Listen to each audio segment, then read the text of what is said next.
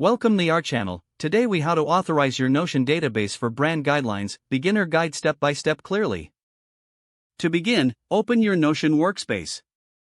Navigate to the database where your brand guidelines are stored. Click on the three dots in the upper right corner of the database. Select Share from the drop-down menu. In the sharing options, locate the Invite section.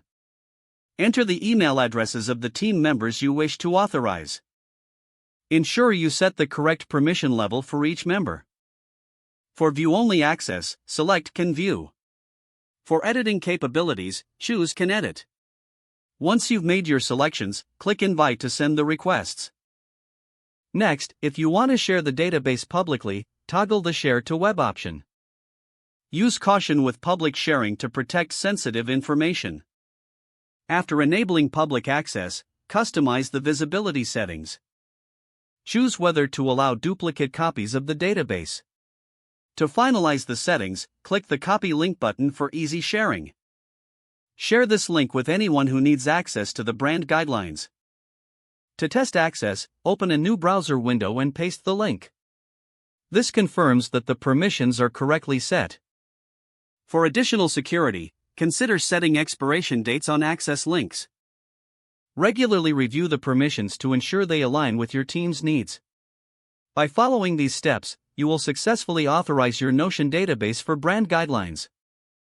If the page does not load, refresh the browser or try again in a private or incognito window. Make sure you are using the correct email address, then retype it carefully to avoid small typos. If your password is not accepted, use the Reset option and create a new strong password you can remember.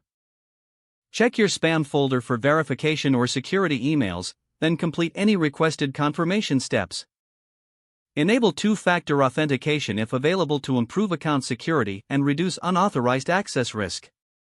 After signing in, review your profile details so your contact information and settings are accurate and current. If you see an error message, note it down and try again after restarting your device and internet connection.